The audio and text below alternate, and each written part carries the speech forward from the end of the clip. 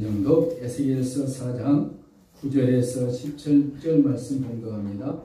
너는 밀과 보리와 콩과 팥과 조와 비리를 가져다가 한 그릇에 담고 너를 위하여 떡을 만들어 내가 옆으로 눈날 쓰고 390일 동안 먹되 너는 음식물을 달아서 하루 24일씩 때를 따라 먹고 물도 6분의 1 흰수이 떼어서 때를 따라 마시라. 너는 그것을 보리떡처럼 만들어 먹되 그들의 목전에서 인분물을 비워 구우지니라. 또 여호와께서 이르시되 내가 여러 나라들로 쫓아내어 흩어버릴 이스라엘 자손이 거기서 이같이 부정한 떡을 먹으리라 하시기로 내가 말하되 하하 주 여호와여 나는 영혼을 더럽힌 일이 없나이다. 어려서부터 지금까지 스스로 죽은 것이나 짐승에 찢긴 것을 먹지 아니하였고 가증한 고기를 입에 넣지 아니하였나이다. 여호와께서 내게 이르시되 보라 새똥으로 인분을 대신하기를 허락하노니 너는 그것으로 떡을 구울지니라.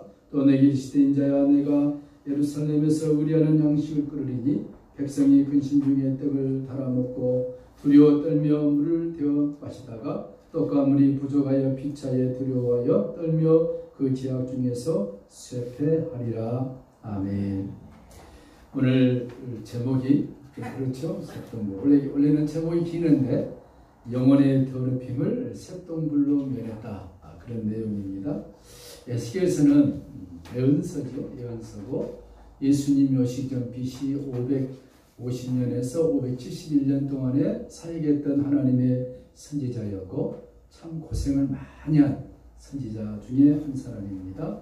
하나님이 말씀하신 그대로 그가 따라 행했고 하나님께서 그에게 명령하신 대로 그대로 행하다가 하나님의 품에 안긴 선지자였다. 우리가 이렇게 이해할 수가 있습니다. 에스겔서는 또한 동시에 이스라엘 백성들이 장차 멸망받을 것을 예언해놨고 또 그 말씀 그대로 시간이 흘러서 에스겔이 예언한 대로 이스라엘이 하나님 앞에 범죄하여 멸망을 당했던 거 우리가 역사로 알 수 있습니다. 동시에 이 에스겔서는 하나님 앞에 순종하고 하나님의 말씀이면 자기 생명을 돌보지 않고 순종했던 에스겔의 순수한 믿음을 통하여서 장차 이 세상이 제3차 세계대전으로 멸망을 당하고 예수님이 재림할 것까지 에스겔서 37장, 38장, 40장 그리고 천년왕국까지 그려놓은 아주 놀라운 귀한 예언서입니다. 그냥 봐서는 잘 모르는데 성경을 연구하고 성경을 해석하면 이 에스겔서에 담겨져 있는 것 지구 인류의 역사가 완벽하게 담겨져 있는 예언서라는 사실입니다. 놀랍게도 오늘 저희들이 살고 있는 시대에 에스겔서 36장, 37장이 열려주고 있다는 사실입니다. 성도들 놀라지 않아요? 그런가 보다. 놀라버리면 우리가 못 살겠죠? 장차 예수님이 재림하시기 전에 어떤 현상이 일어날 것이고 이 지구상에 어떤 일들이 벌어질 것이고 어느 날 갑자기 예수님이 공중으로 재림하시고 저 7년 대 환난을 통해서 심판이 주어지고 그 다음에 천년왕국이 이 땅에서 이루어지고 예수님의 백보자 심판을 거쳐서 영원한 천국이냐 영원한 지옥이냐 갈라지는 놀라운 사건을 적어놓은 것이 에스겔서인데 특별히 이제 우리가 12월달 성탄절을 맞이해서 에스겔에게 비춰진 예수 그리스도 예수님 오시기 전입니다. 예수님 오시기 전 BC 571년 그 전에 장차 500년 후에 그 600년 후에 예수님이 메시아가 올 것을 에스겔을 통해서 보여주시는데 그 성탄 시리즈로 몇 주에 나누어서 한번 볼 것인데 한번 잘 들어보시면 예수 그리스도의 탄생이 어느 날 갑자기 일어난 것이 아니라 길게는 우리가 보았듯이 창세기에서부터 예수님이 오실 것을 예언해 주셨고 때가 참에 에스겔에게 삶을 통해서 예수님의 오심을 보여주시면서 우리를 구원하시기 위한 하나님의 놀라운 프로젝트가 담겨져 있는 것을 우리가 볼 수 있습니다. 특별히 에스겔서 4장 1절부터 좀 보셔야 되는데 시간이 없어서 못 봤습니다. 1절에 보시면은 너 인자야 박석을 가져다가 내 앞에 놓고 한 성읍 곧 예루살렘을 그 위에 그리고 그 성읍을 에워싸되 운제를 세우고 토들을 쌓고 진을 치고 공성회를 둘러세우고 또 전철을 가져다가 너와 성읍 사이에 두어 철성을 삼고 성을 향하여 여호사하는 것처럼 여호사라. 이것이 이스라엘 족속에게 뭐가 된다고요? 징조가 될 거라 이렇게 말씀했습니다. 자, 하나님께서 에스겔에게 주신 이 은혜의 말씀은 이스라엘 백성들에게 축복의 말씀이겠습니까? 징벌의 말씀이겠습니까? 징벌의 말씀이죠. 옛날 군사 용어에 쓰는 용어들을 세웠습니다. 박석이란 뭐냐면 흰 돌판입니다. 흰 돌판인데 거기다가 에스겔에게 하나님께서 그림을 그리라는 것입니다. 다윗성을 그리고 예루살렘 성을 그리고 그림을 그리라는 것입니다. 그리고 또 운제를 세워라. 운제는 뭐냐면 성을 공격할 때 높은 사닥다리 같은 것이죠. 안시성 영화 보셨죠? 안시성 생각하시면 이해가 될 것입니다. 또 토들을 쌓아라. 토드는 뭐냐면 흙 언덕을 이렇게 말하는 것입니다. 상대방을 공격하기 쉽게. 그다음 공성태. 공성태는 뭐냐면 아주 큰 나무인데 뾰족하게 해가지고 사람들이 밀고 가서 성벽을 훅 치면은 벽이 무너지도록 하는 그런 것이죠. 그 다음에 전철에는 소뚜껑인데 붉게 달궈가지고 적군이 올라오면 그걸 때리는 것입니다. 얼마나 뜨겁겠습니까? 이런 것들 지금 에스겔에게 말씀하시면서 이것들이 이방 나라를 향해서 싸라 하는 것이 아니라 어디입니까? 그의 백성, 하나님의 백성들을 향해서 이 모든 것을 그리라는 것입니다. 얼마나 무섭습니까? 그렇게 한 이유가 무엇이냐? 그것을 보면은 5절부터 9절 사이에 나와 있는데 쉽게 말씀은 이것입니다. 너희가 누구냐? 이스라엘 백성들아 너희가 누구냐? 너희는 하나님 나라 백성들이 아니냐?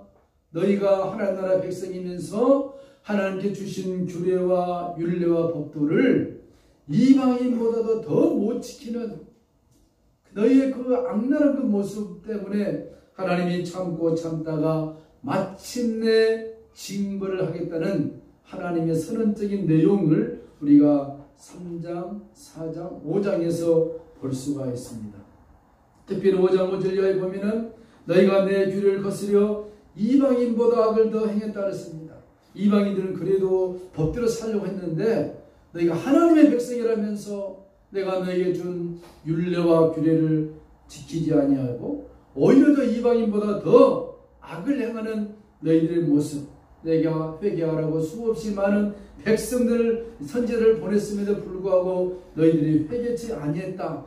그렇기 때문에 오늘 에스겔을 통해서 이런 모습을 보여주고 있는 것을 볼 수 있습니다. 또 그 전에 우리가 9절 전에 보면 무슨 얘기 나오냐면 하나님이 에스겔에 말합니다. 박석에다가 그런 그림을 그리고 난 다음에 이제 에스겔이 말합니다. 왼쪽으로 490일을 누워있으라. 화장실 가고 음식 먹은 것을 제하고는 그림을 그려놓고 왼쪽으로 460일을 누워있는 거예요. 얼마나 어렵겠습니까 여러분. 그것이 다 끝나면 끝이 아니라 이제는 오른쪽으로 누워서 40일 누워있어요. 40일 할 수 있겠습니다. 하나님 또 말씀하십니다. 그게 다 끝나면 끝이 아니라 이제 내가 에스겔이 몸을 막 끈으로 묶겠다. 움직이지 못하도록 하겠다. 왜 이렇게 하느냐? 이렇게 하느냐? 원래 이스라엘과 어떤 나라였습니까? 하나님께서 다윗을 세우셔서 솔로몬을 통해서 아주 영광의 나라 다윗의 나라를 완성했습니다. 얼마나 많은 땅을 차지했는지. 그런데 솔로몬이 처음에는 하나님을 두려워하고 정치를 잘 했는데 나중에 스스로 깨에 빠져버렸죠. 저 이방나라 아름다운 여인들을 후궁으로 모셔와서 살면서 그 후궁들이 가지고 온 이방신들을 자연스럽게 섬겨버린 것입니다. 하나님이 진노하죠. 솔로몬 너 당장 내가 내 딸에 죽기고 싶지만 너희 아버지 다윗 때문에 내가 참고 있다가 네 아들 르호보암 시대에 내가 징벌하겠다. 그래서 르호보암 시대에 나라가 두 쪽으로 나눠져 버립니다. 북왕국 이스라엘, 남왕국입니다. 북왕국 이스라엘은 르호보암의 아주 장군이었던 여로보암 왕이 배반해가지고 10족속이 빠져나가고 남쪽에는 르호보암이 유다와 베냐민 지파 두 나라만 족속만 데리고 나라가 남과 북으로 나뉘어 버린 것입니다. 대한민국과 비슷하죠. 그러면서 그들이 하나님 앞에 징계를 받고 회개하자는 그 모습을 보면서 마침내 하나님이 참고 참다가 에스겔을 세우는 것입니다. 요즘 우리 그런 소리 많이 듣죠. 예수 믿는 사람 해도 너무한다. 그런 얘기 듣죠. 그런 소리 들으면 가슴이 쩔렁합니다. 그렇죠? 어찌 믿는 사람이 저럴 수 있느냐. 예수 안 믿는 사람은 더 착하다. 쉽게 말하면. 도둑질도 않고 잘 사는데 어떻게 예수 믿는다면서 교회에 가서 기도하고 찬송을 하는데 돌아서면 그렇게 그냥 예수 안 믿는 사람보다 더 칭하냐. 이런 소리가 종종 듣습니다. 그렇죠?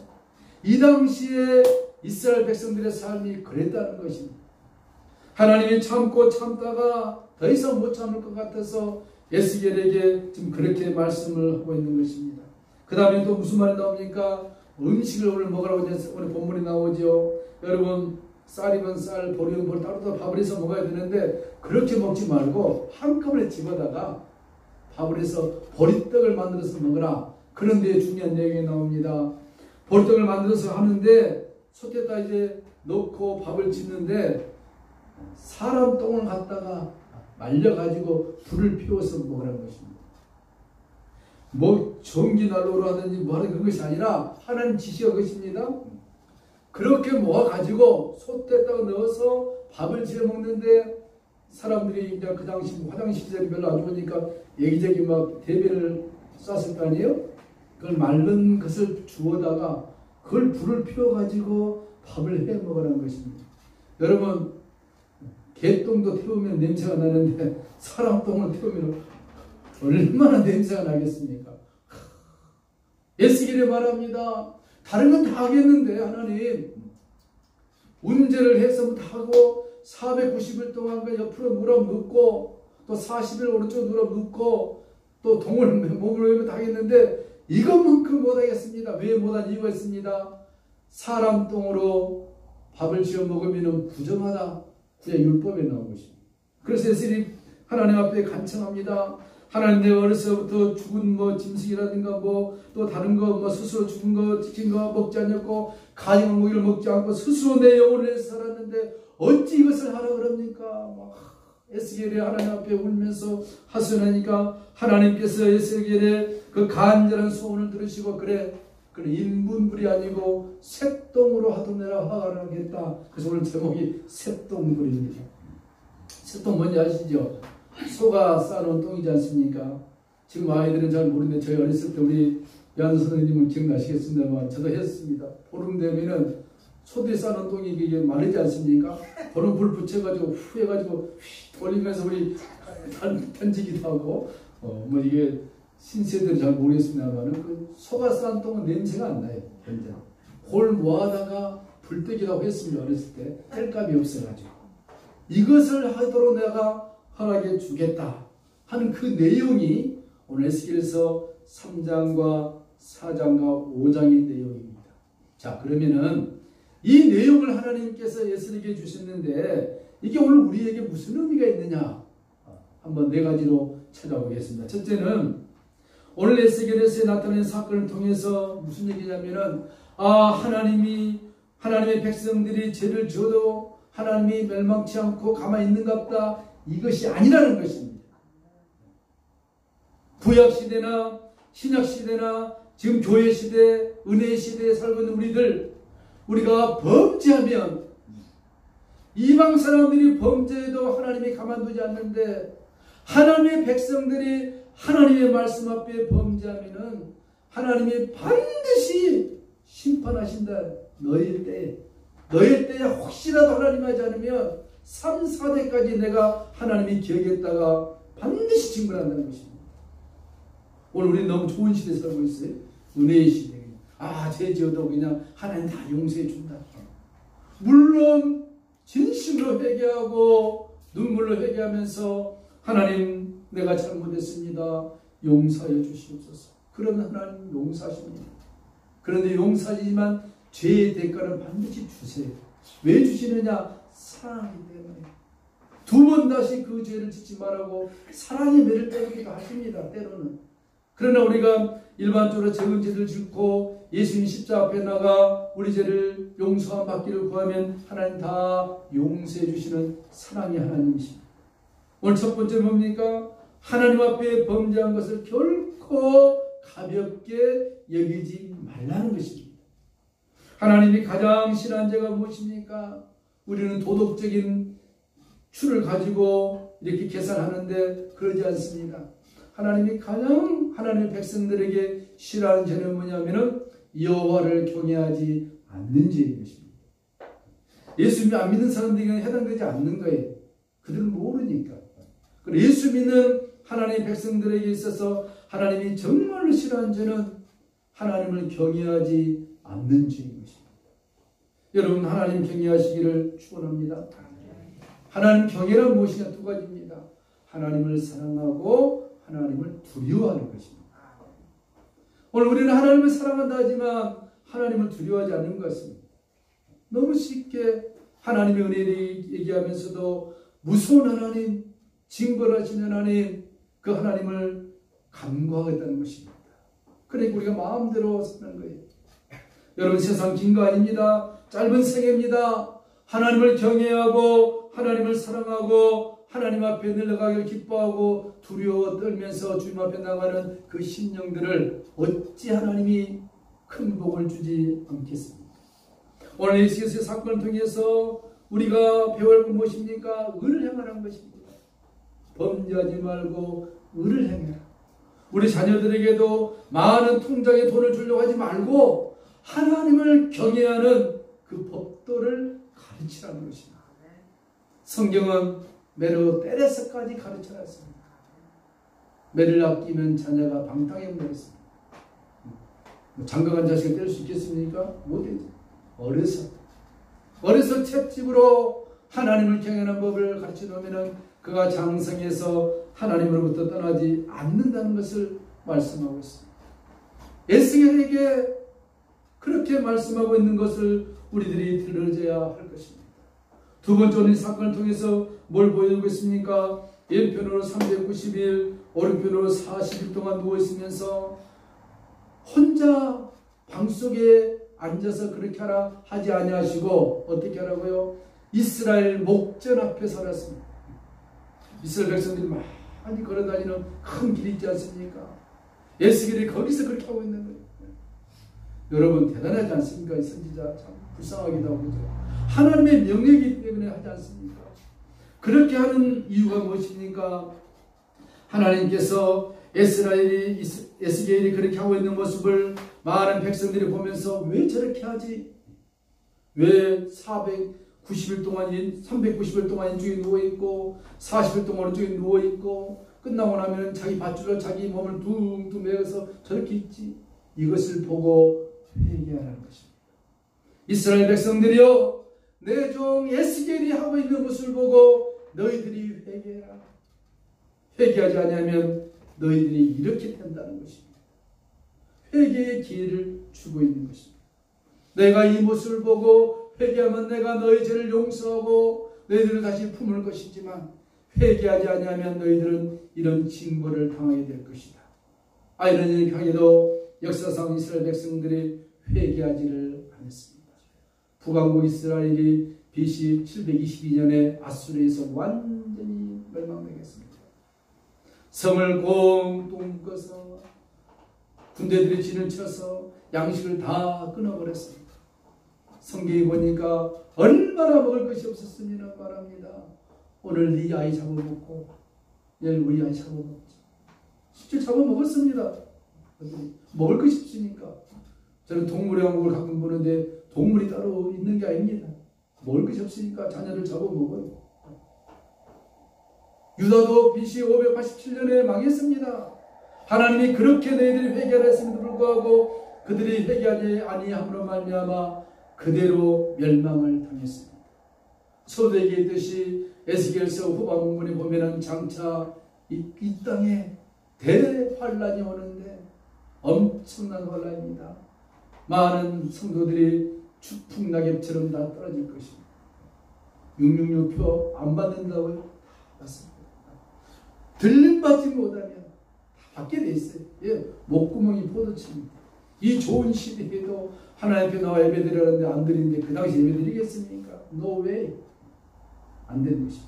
세 번째는 무엇입니까? 오늘 이 사건을 통해서 우리들에게 들려준 것은 하나님의 뜻대로 사는 것이 우리 육신이 잘되게 함이 아니라 우리 육신 안에 담겨져 있는 영혼의 강건함을 위해서 살아야 할 그 의미를 우리들에게 전해주고 있습니다. 에스겔이 말합니다. 하나님, 내가 어떻게 저 인분으로 밥을 지어 먹을 수 있겠습니까? 한 번만 봐주십시오. 새똥으로 하겠습니까? 그래, 네가 새똥불로 밥을 지어서 먹어라. 그렇게 함으로 에스겔이 자기 영혼의 깨끗함을 그가 유지할 수 있었던 것입니다. 무슨 얘기입니까? 상징이죠. 우리 성도들이 이 땅에 사는 것은 육신을 위해 산 것처럼 보이지만 실상은 내 속에 담겨져 있는 거룩한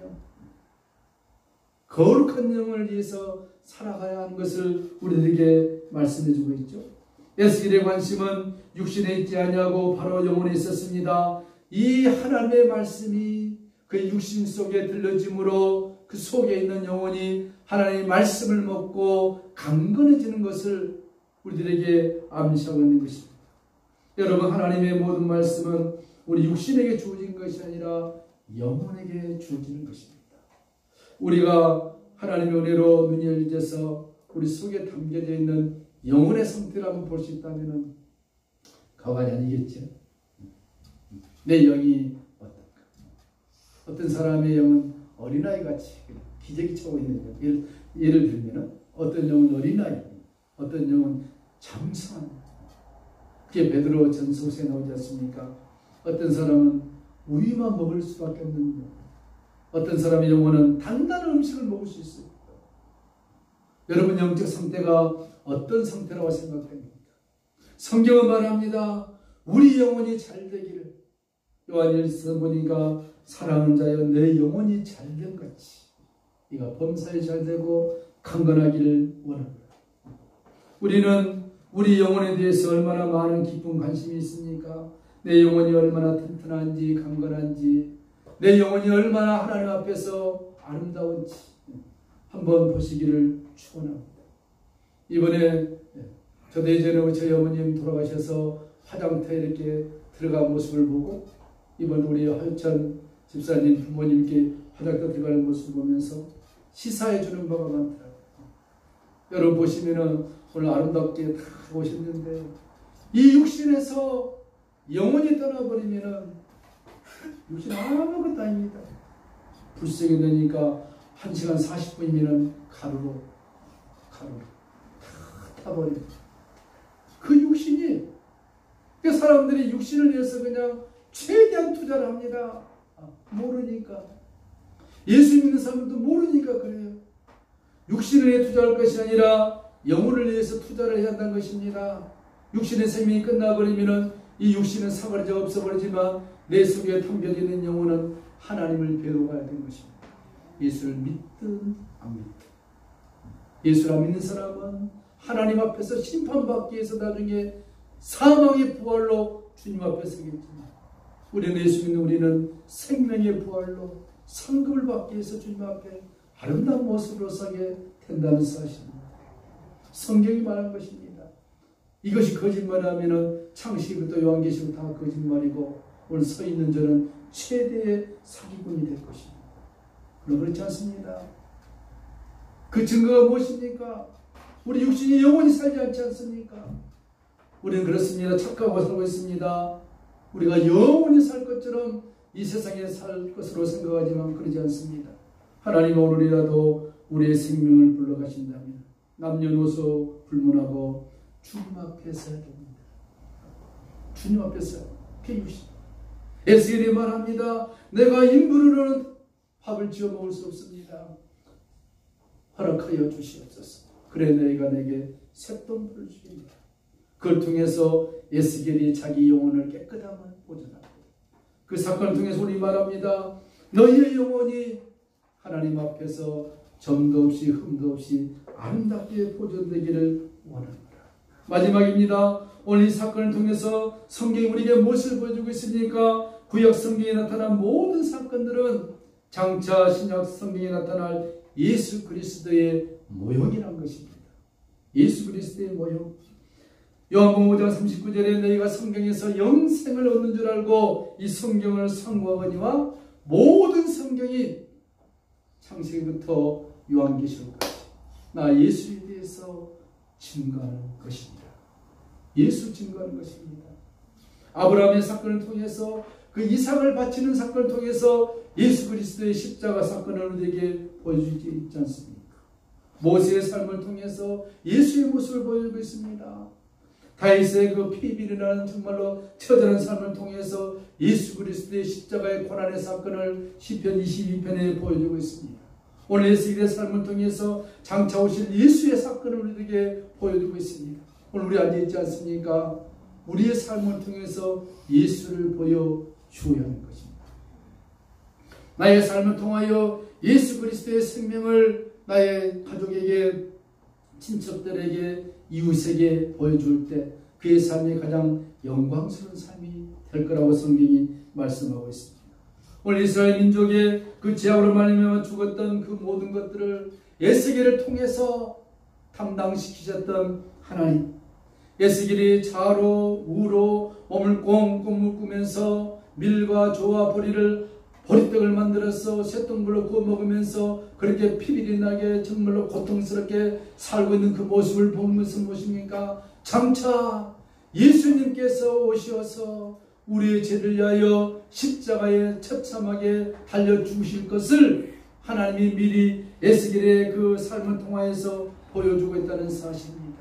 이스라엘 백성들이여, 나의 종 에스겔의 이 모습을 보고 너희들이 회개하고 돌이킨다면 너희들에게 영생이요 구원이요 축복이지만, 그러나 보고도 그냥 넘겨가버린다면 너희들은 사망이란 것입니다.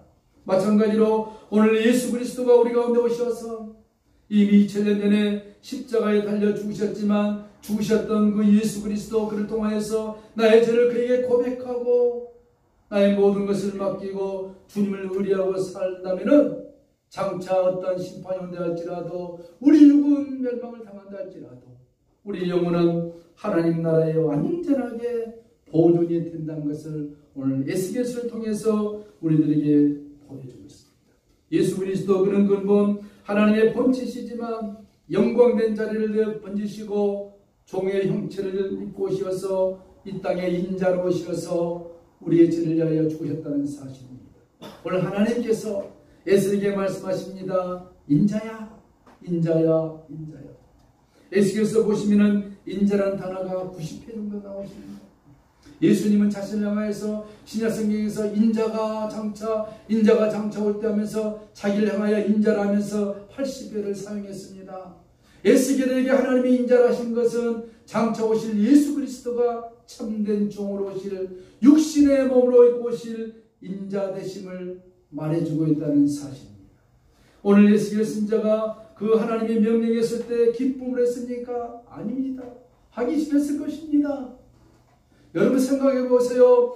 밥 먹고 화장실 가기 위해 390일 동안 왼쪽으로 누웠다 해보세요. 디스크 걸립니다. 디스크. 그렇죠? 척추뼈 불러집니다. 오른쪽으로 40일 누워보세요. 죽습니다.